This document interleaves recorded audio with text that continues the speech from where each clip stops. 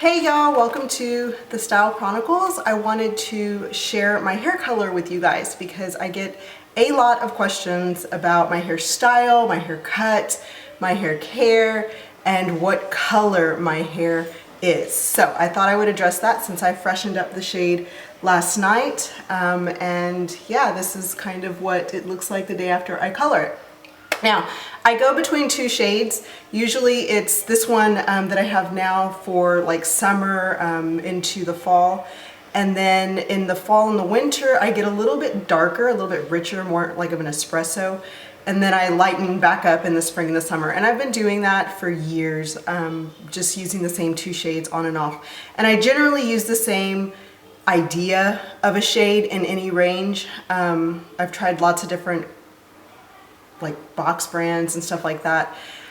I go back to the Feria line of color time and time again. I don't know if, I don't know. I like the formula and I like the way that it makes my hair. I feel like it doesn't break it. It doesn't damage it too much. And the color is true, every time I do it. So I don't, get too much of variation from the shades that I typically like. So one thing that I will tell you is I get the most comments on my hair color from through YouTube or Instagram pictures or in real life by my friends or just people, like when I go to a checkout, the lady at the register sometimes will comment at my hair. I get the most comments on my hair color when the color is not so fresh. It's so crazy. You would think that when the color is fresh, you feel great, it looks nice, that everybody would be like, oh, your hair is, your color. That's not when I get it. I get it once the color starts to fade a little bit and I actually start to get some roots in. That's when I notice people saying, your hair looks beautiful. What shade is that? What color is that? Let me know. And so I don't know, if you are the kind that you're asking me about this color and you want this color, you're pretty much asking once the color fades a little bit. So I don't know, I don't want to disappoint people when they run out and pick up the colors that I tell them to, and then they're like, this is nothing like your hair color. Well, typically whenever I get a comment about my hair color, it's once it's faded, it's not fresh color. So give it some time, I guess I would say. Anyhow, so the shade that I used is the Feria T53 Cool Medium Brown. And I have to admit that when I was first drawn to this shade, it's called Moonlit Tortoise Cool Medium Brown.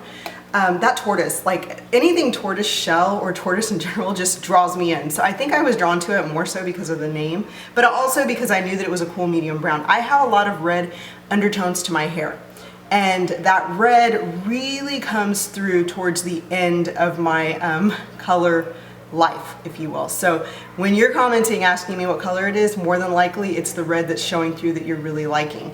But that is my natural undertone. That is the color that my hair mostly is. It's kind of a reddish brown. And to combat the red, because I am not a huge fan of red in general. I think natural red hair is gorgeous. It's beautiful. I don't think it looks great on me. I like a striking kind of difference between my skin and my hair tone. I like very pale skin and very dark hair. For me, it works better with my color shades, with my the way I dress, everything that I put on my face or that I wear cosmetically or clothing wise.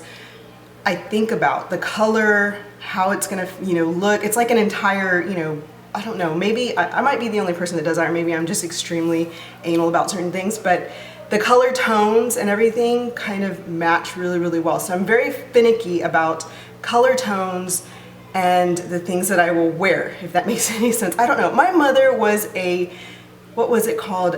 Beauty,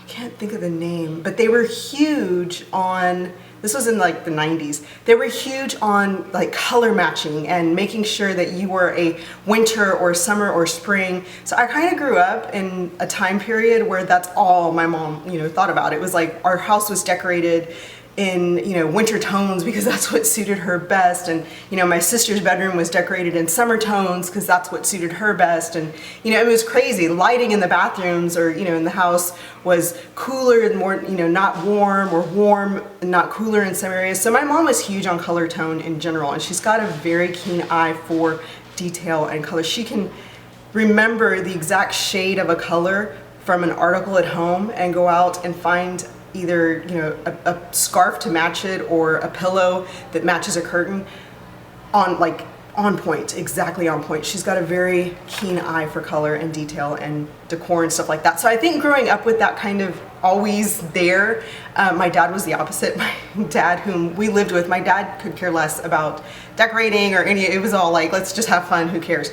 But my mom was very, you know, everything was nicely decorated. She's interior design stuff. So anyhow, I think growing up with that in my head all the time, like this color suits me better, that color suits me better, this brings out, you know, this more, and this, you know, doesn't suit me so well. It really had an impact on how I dress and the makeup that I wear and the way that I like to look, I guess you could say. So anyway, back to the Feria. It is a cool undertone, so that really tones down a lot of the red. It takes a lot, if it was a warm brown, it would bring out the red, it would make it pop more, but because it's cool, it really tones it down, and I like how that looks in my hair. So that is kind of where it is. The Feria, multifaceted shimmering color, 3 times the highlight, gentle deep conditioning. There's not much that I can say other than I love this. I've used it for years. I think that kind of speaks for itself. I don't stray from it too often. I do try other things. I've been sent colored, you know, boxes of color and all kinds of stuff, and I've tried so many things. I just go back to this time and time again. And like I said, I go to this one, and then the fall and the winter, I will go to, I think it's a 50, it's the next darkest cool tone color in the range. And I want to say it's espresso, but I can't really remember. But when I do that, I will definitely share it with you guys. As for now, this is what I have on my hair. I like it. I think the color is very, very true to, you see that? To what I like. It has a picture like before and after. My hair is pretty much in this kind of category, in the medium brown range. My roots grow in with a lot of red, like I said, and then it just goes to that. So if you're lighter, of course, you're going to get a lighter color. If you're darker, you're going to get a little bit of a darker kind of lift. So there you have it. And it's very, very easy. It's 25 minutes. I put it all over because by the time I typically touch up, my roots are a good inch or so, so I feel good about it. I probably only color like once every 3 or 4 months. It's not very often. It just wears really, really well, and it washes out, you know, fades really, really well, obviously, because I get so many comments on it.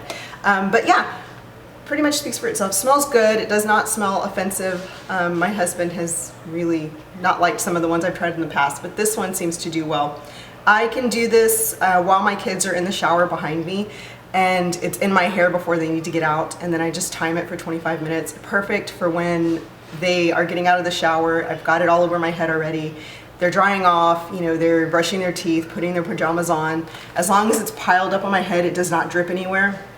So I can help them, you know, get dressed, all that. Sometimes I even have time to read a story to them before I have to wash my hair. So I do that. I make sure they go to sleep. Then I come back, and whatever time I have left, I'll spend, you know, just cleaning up my brows or doing something else maintenance-wise. And then I'll just rinse it off, wash it, condition it, and I'm done. I sleep on it wet, which I know people are like, ew, you sleep with your hair wet. Well, yeah, I sleep on it. It's dry. It dries really fast because it's short.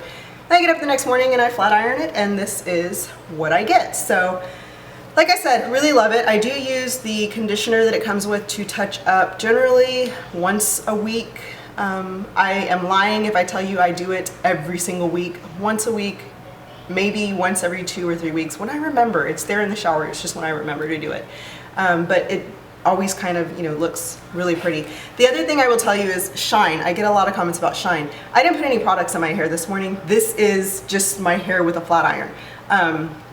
I put it through a lot of heat with the flat iron on a daily basis, so I never really ever dry it with a blow dryer unless we're in a hurry, and very rarely do I need to blow dry my hair because I've slept on it the night before, so it air dries. I try to do minimal heat because I know that the flat iron is very damaging. So that is it. I know it's a high maintenance cut, but it's a very low maintenance in my opinion for me. I don't put a lot of products in it. When I do kind of get dressed up, I'll use some glossing drops by Kenra, but that's it. That's it. And I did not do that today. I promise I did not put anything in my hair. The shine is there. You will notice though, when you go with darker shades of brown, you're going to see more light. It's just kind of a fact of life that brown hair in general will pick up more, it reflects more light bounces off of it because it's dark than anything lighter. So if you go, you know, blonde, naturally, it's not gonna reflect as much light as brown hair does. It's just part of kind of color and the way that it reflects light. So that is why you see so much shine, because it is brown, and brown just reflects more light.